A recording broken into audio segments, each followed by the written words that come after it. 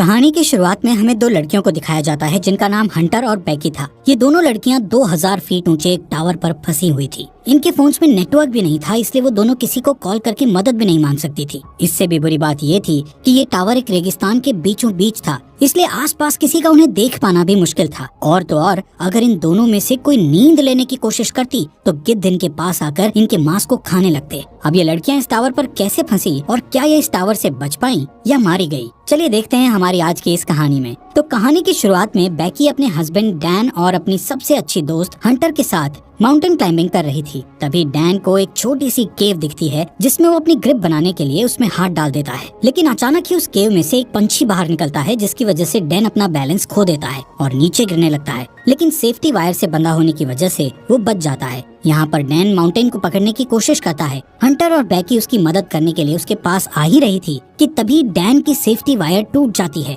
और वो नीचे गिरकर मर जाता है। यहाँ से सीन प्रेजेंट में 1 साल बाद दिखाया जाता है, जहाँ बेकी आज भी उस इंसिडेंट में मरे अपने हस्बैंड को याद करके बहुत दुखी थी। वो काफी ज्यादा ड्रिंक करने लगी थी, जिससे वो डिप्रेशन में थी। उसकी इस बात से उसके फादर जेम्स उसको लेकर काफी परेशान थे। वो बेकी को उस इंसिडेंट से मूव ऑन करने को कहते हैं, लेकिन बेकी उनकी कोई बात मानने को तैयार नहीं थी। एक दिन बेकी अपनी लाइफ से परेशान होकर बहुत सारी दवाइयाँ एक साथ खाकर सुसाइड करने की कोशिश करती है कि तभी उसके फोन पर हंटर का कॉल आता है, जिससे वो सुसाइड नहीं करती। अगले दिन हंटर उसके घर जाती है। हंटर बेकी को उस इंसिडेंट से बाहर निकालने के लिए उसको कहती है कि उसने B67 टीवी टावर पर क्लाइंब करने का प्लान बनाया है और जिसमें तू भी मेरे साथ क्लाइंबिंग करने चल रही है। अब क्योंकि हंटर जानती थी कि बेकी को एडवेंचर प्लेसेस पर जाना बहुत पसंद था और काफी लंबे समय से उसने कोई एडवेंचर भी नहीं किया था, बेकी जो इस टाइम काफी परेशान थी, इसलिए वो हंटर को क्लाइंबिंग करने से मना कर देती है। लेकिन नेक्स्ट मॉर्निंग जब वो किचन में रखी अपनी मेडिसिन लेने जाती है तो वो थोड़ा सोचते हुए डिसाइड करती है कि वो उसके साथ क्लाइंबिंग करने जाएगी। इसके बाद हंटर और बेकी दोनों उस टावर की ओर निकल जाते हैं।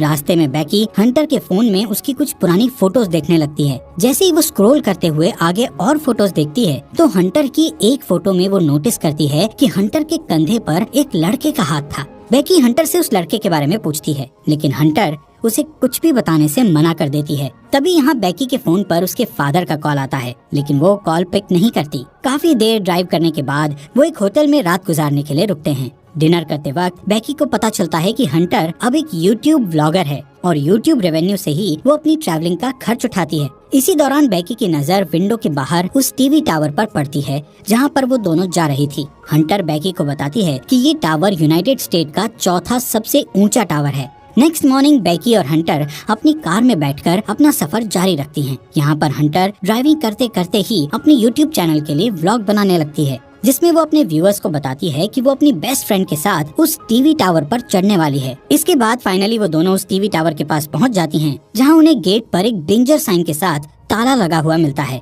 यहाँ से वो दोनों गाड़ी को छोड़कर पैदल ही आगे जाने लगती हैं। रास्ते में उन्हें कुछ गिद्ध एक मरे हुए जानवर को खाते हुए दिखाई देते हैं। हंटर इस चीज को भी अपने व्लॉग में रिकॉर्ड कर लेती है और उस मरे हुए जानवर की फोटो क्लिक करके अपने इंस्टाग्राम अकाउंट पर पोस्ट कर देती है, जिस पर उसे बहुत जल्द ही काफी लाइक्स मिल गए थे। कुछ देर बाद वो टावर तक पहुंच जाते हैं। यहाँ पर हंटर अपना व्लॉग बनाना बंद कर देती है। वहीं बेकी टावर की ऊंचाई देखकर डरने लगती है और उसे लगता है कि वो ये नहीं कर पाएगी, क्योंकि डैन के साथ हुए इंसिडेंट के बाद उसने कभी इतनी ऊंचाई का सामना नहीं किया था। लेकिन हंटर उसे उसका डर दूर करने के लिए कहती है, जिसके बाद हंटर सेफ्टी रोप को उसकी कमर से बांधकर टावर के ऊपर चढ़ना शुरू कर देती है। ये पूरा टावर काफी पुराना हो चुका था, जिस पर बुरी तरह से जंग लगी हुई थी। इस टावर की सीढ़ियाँ हिल रही थी और नट बोल्ट भी काफी लूज हो चुके थे। यहाँ पर ये दोनों काफी ऊपर तक चढ़ चुकी थी कि तभी बेकी के हाथ से सीढ़ी का एक पुराना हिस्सा टूटकर नीचे गिर जाता है, जिससे बेकी थोड़ा डर जाती है, लेकिन वो हिम्मत करके फिर से उस टावर के ऊपर चढ़ने लगती है। ऐसे ही धीरे धीरे वो आधे टावर तक पहुंच जाती है, यानी 1000 फीट ऊपर, जहाँ से शहर काफी छोटा दिखाई दे रहा था। ये दोनों यहाँ पर कुछ देर आराम करती हैं और पानी पीने के बाद फिर से क्लाइंबिंग करने लगती हैं। थोड़ी देर बाद वो 1800 फीट ऊपर पहुँच चुकी थी और अब उन्हें सिर्फ 200 फीट ही ऊपर चढ़ना था। बेकी इतना ऊपर चढ़कर काफी डरने लगती है, क्योंकि वहाँ हवा बहुत तेज चल रही थी और सीढ़ियाँ भी काफी पुरानी होने की वजह से हिल रही थी। वो हंटर से कहती है कि अब उन्हें वापस नीचे जाना चाहिए, लेकिन हंटर उसे बोलती है कि अब इतनी ऊपर आकर उन्हें हार नहीं माननी चाहिए। जिसके बाद वो वापस से ऊपर चढ़ने लगती हैं। यहाँ से टावर के ऊपर चढ़ने का रास्ता काफी खतरनाक था। रास्ते में लगी कुछ डिस्क को हंटर ने काफी आसानी से पार कर लिया था और अब वो बेकी को भी उन्हें पार करने में मदद कर रही थी। अब जैसे जैसे वो ऊंचाई पर जा रही थी वैसे वैसे हवा का प्रेशर भी बढ़ता चला जा रहा था, जिससे बेकी और ज्यादा डर रही थी। इसी बीच सीढ़ी के पुराने नट बोल्ट एक एक करके अपने आप निकलने लगते हैं, लेकिन इस बात से अनजान वो दोनों ऊपर चढ़ना जारी रखती हैं और फाइनली वो दोनों टावर के टॉप पर पहुंच जाती हैं,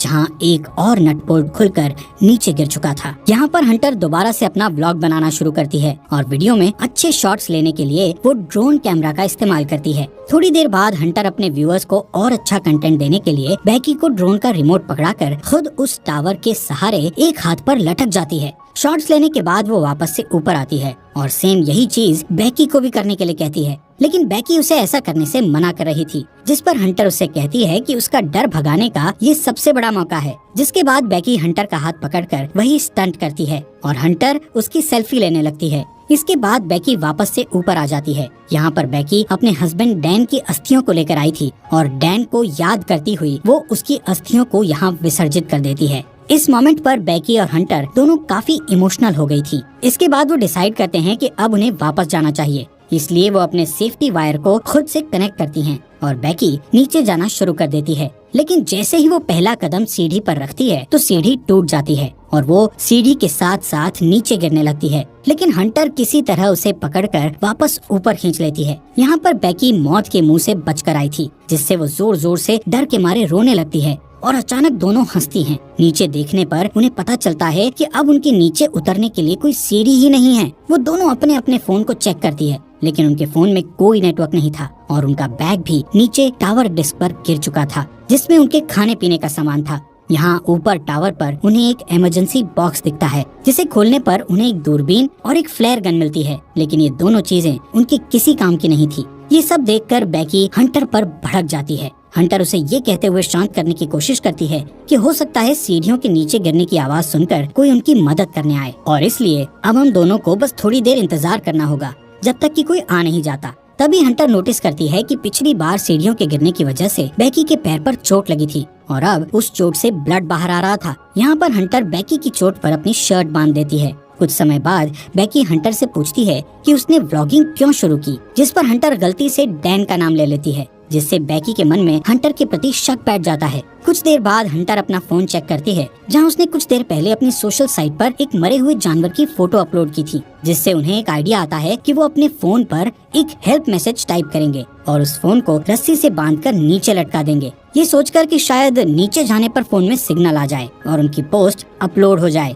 हालांकि उनकी ये कोशिश नाकामयाब हो जाती है। इसके बाद उन्हें लगता है कि जरूर जमीन पर तो नेटवर्क होगा ही, इसीलिए वो उस फोन को अपने जूते में डालकर उसके चारों ओर अपनी जुराबें फंसाकर जूते को नीचे गिरा देती हैं। यहाँ टावर पर अचानक बेकी का ध्यान हंटर के दूसरे पैर पर जाता है, जहाँ 143 का टैटू बना हुआ था, जिसे देखकर उसे याद आता है कि उसका हस्बैंड डैन हमेशा उसे आई लव यू कहने के लिए 143 कोड का इस्तेमाल करता था। लेकिन बेकी इस चीज को भी इग्नोर करके इस टावर से नीचे उतरने के लिए कोई और आइडिया सोचने लगती है। थोड़ी देर बाद उन दोनों को दूरबीन से नीचे जमीन पर टावर के पास से गुजर रहा एक आदमी और उसका डॉग दिखाई देते हैं, जिससे वो उस आदमी से मदद के लिए चिल्लाने लगती है, लेकिन इतनी ऊंचाई होने के कारण उनकी आवाज नीचे नहीं जाती। यहाँ नीचे हम देखते हैं कि हंटर ने जो फोन जूते में डालकर नीचे फेंका था वो पूरी तरह से टूट चुका था और अब उनका ये प्लान भी फेल हो चुका था। वो आदमी वहाँ से जाने लगता है। ये देखकर बेकी हेल्प के लिए चिल्लाते हुए अपने दोनों जूते उस आदमी पर नीचे फेंक देती है, ताकि उस आदमी का ध्यान ऊपर की ओर उन पर आ जाए। लेकिन वो आदमी ये नोटिस नहीं करता, क्योंकि वो किसी से कॉल पर बात कर रहा था। इसके बाद बेकी वो फ्लेयर गन चलाने लगती है, लेकिन हंटर उसे ये कहते हुए फ्लेयर गन चलाने से मना कर देती है कि अभी दिन का समय है, इसलिए किसी को भी फ्लेयर गन का पता नहीं चलेगा। इसी दौरान वो दो और आदमियों को वहाँ थोड़ी दूर नोटिस करती हैं, जो यहाँ पार्टी करने के लिए आए थे। उन्हें देखकर वो दोनों डिसाइड करती हैं कि थोड़ा अंधेरा होने पर वो इस फ्लेयर गन का इस्तेमाल करेंगी, ताकि वो लोग उन्हें नोटिस कर सकें। कुछ देर बाद रात हो जाती है और बेकी फ्लेयर गन का इस्तेमाल करती है, जिससे वो दो आदमी उन्हें देख लेते हैं। यहाँ पर बेकी और हंटर अपने हाथ हिलाते हुए और जोर जोर से चिल्लाकर उनसे मदद मांगने की कोशिश करती है। इसके बाद वो दोनों दूरबीन से देखते हुए नोटिस करती है कि वो दोनों आदमी हंटर की कार के पास जा रहे थे, जिसे देखकर दोनों खुश हो जाती है। लेकिन उनकी मदद करने के बजाय वो आदमी उनकी कार को चुराकर वहाँ से भाग जाते हैं। ये देखकर वो दोनों काफी दुखी हो गई थी और अब उन्हें जल्दी से कोई नया आइडिया भी समझ नहीं आ रहा था कि अब वो क्या करे। यहाँ पर बेकी हंटर से उसके पैर के टैटू के बारे में पूछ ही लेती है, जहाँ हंटर ये रिवील करती है कि उसका डैन के साथ 6 महीने तक अफेयर रहा था। इसके लिए वो उससे माफी मांगती है कि उसने उसके हस्बैंड के साथ हुकअप करके काफी बड़ी गलती करी। हंटर बताती है कि डैन उसे अच्छा लगता था और वो उससे प्यार भी करती थी, लेकिन डैन बेकी से ज्यादा प्यार करता था, इसलिए उसने जल्दी ही डैन से ब्रेकअप कर लिया था। बेकी ये सुनकर और भी ज्यादा डिसअपॉइंट हो जाती है कि उसकी बेस्ट फ्रेंड और उसका हस्बैंड दोनों ही उसे चीट कर रहे थे। अगली सुबह बेकी फोन चेक करती है, जहां उसे पता चलता है कि इस टावर पर चढ़े उन्हें 24 घंटे बीत चुके हैं। अब क्योंकि उन्हें काफी भूख और प्यास भी लग रही थी, इसलिए हंटर डिसाइड करती है कि वो नीचे डिस्क पे जाके अपने बैग को लेकर आएगी, जिसके लिए वो सेफ्टी रोप को टावर से बांधकर नीचे उतरने लगती है। लेकिन डिस्क से थोड़ी दूर पर वो रस्सी छोटी पड़ जाती है, जिससे हंटर उस बैग तक नहीं पहुंच पाती। अब उसके पास कोई और चारा नहीं था, इसलिए हंटर अपने साथ बड़ी रस्सी खोलकर उस पर लटककर जंप लेते हुए डिस्क पर कूद जाती है। वो बैग को उठाकर उसमें से पानी की बोतल निकालकर पीने लगती है। इसके बाद वो अपनी सेल्फी स्टिक की मदद से बैग को रस्सी से लटका देती है और खुद भी कूदकर उस रस्सी को पकड़ लेती है। तभी बेकी उसे ऊपर खींचना शुरू करती है। यहाँ पर हंटर भी ऊपर चढ़ने लगती है और वो बस ऊपर पहुँचने ही वाली थी कि तभी उसके हाथ से रस्सी फिसल जाती है, जिससे वो तेजी से नीचे गिरने लगती है। ये देखकर बेकी की धड़कन एकदम से तेज हो गई थी, क्योंकि अपने हस्बैंड को खोने के बाद अब वो अपनी बेस्ट फ्रेंड को नहीं खोना चाहती थी। लेकिन जैसे ही बेकी डरी हुई नीचे देखती है तो हंटर उसे रस्सी पर लटकी हुई दिखती है। हालांकि हंटर के हाथों में काफी चोट लग गई थी, इसलिए बेकी अपनी पूरी ताकत लगाकर हंटर को टावर के ऊपर खींच लेती है। थोड़ी देर बाद बेकी एक हेल्प नोट लिखकर ड्रोन में फंसा देती है और ड्रोन के सहारे पास के होटल तक पहुंचने की कोशिश करती है। लेकिन ड्रोन में बैटरी कम होने की वजह से वो ज्यादा दूर नहीं जा सकता था, इसलिए वो उसे वापस अपनी ओर ले आती है। यहाँ अब फिर से वो दोनों टावर पर हेल्पलेस थी। रात में बेकी को एक भयानक सपना आता है, जिसमें वो देखती है हंटर की उस टावर पर ही मौत हो गई और गिद्ध हंटर के शरीर को खा रहे हैं। इससे वो डरी हुई उठती है और तब उसे पता चलता है कि ये बस एक बुरा सपना था। नेक्स्ट मॉर्निंग बेकी के दिमाग में एक आइडिया आता है कि वो टावर के ऊपर लगी लाइट से ड्रोन को चार्ज कर सकती है। इसके बाद वो टावर के पोल पर चढ़कर जैसे ही ड्रोन चार्जर को प्लग में लगाती है तो वो देखती है कि वो प्लग काफी लूज था, इसलिए बेकी को ऊपर लटके हुए ही उस चार्जर को पकड़े रखना पड़ता है जब तक कि ड्रोन की बैटरी फुल चार्ज नहीं हो जाती। काफी टाइम से उस पोल को पकड़े रहने की वजह से बेकी के हाथ धीरे धीरे करके सुन्न पड़ने लगे थे और इससे भी बुरी बात ये थी कि अब यहाँ पर काफी सारे गिद्ध आकर उस पर अटैक भी कर रहे थे, जिससे बेकी के हाथों से बैग नीचे गिर जाता है। थोड़ी देर बाद वो ड्रोन की बैटरी फुल चार्ज हो जाती है, जिससे बेकी नीचे आ जाती है। इसके बाद वो ड्रोन को होटल तक पहुँचाने की कोशिश करती है, लेकिन जब वो ड्रोन होटल तक पहुँचने ही वाला था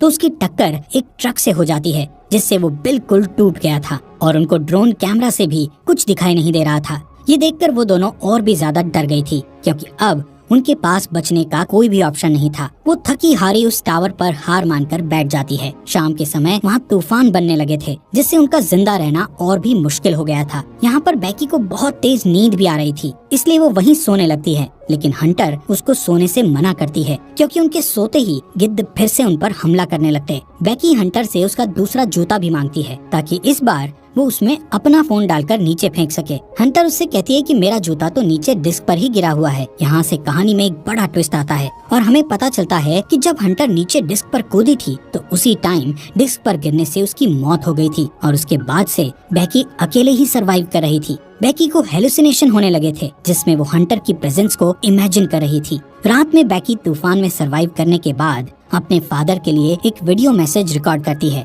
जिसमें वो बताती है कि वो वापस घर आना चाहती है। वहीं दूसरी ओर उसके फादर जेम्स भी उसको लेकर बहुत परेशान थे। अगले दिन जब बेकी इस टावर पर सोई हुई थी तब एक गिद्ध आकर बेकी की चोट पर से उसका मांस खाने लगता है, लेकिन अब क्योंकि बेकी को काफी भूख लग रही थी, इसलिए वो उस गिद्ध को जोर से पकड़कर टावर के मेटल से उसे जान से मारकर खाने लगती है, जिससे उसमें थोड़ी जान आती है और वो रस्सी के सहारे नीचे डिस्क पर उतरती है, जहाँ हंटर की डेड बॉडी पड़ी थी। इसके बाद वो अपने डैड जेम्स को मैसेज करती है कि वो इस टावर पर फंसी हुई है और अपने फोन को हंटर के जूते में डाल देती है, लेकिन इस बार वो उस जूते को हंटर की डेड बॉडी में घुसाकर उसकी डेड बॉडी को नीचे फेंक देती है। इसके बाद रात में उसके फादर जेम्स को बेकी का मैसेज मिलता है, और वो जल्दी से पुलिस को कॉल करके वहाँ टावर तक पहुँचता है। अब जैसे ही वो उस टावर तक पहुंचता है तो देखता है कि पुलिस एक डेड बॉडी को कवर कर रही थी। ये देखकर उसे लगता है कि ये उसकी बेटी बैकी की डेड बॉडी है जो जिंदा नहीं बच पाई। तभी उसे अपनी बेटी पुलिस की कार के पास दिखाई देती है, जिसके बाद वो दोनों एक दूसरे को गले लगाते हैं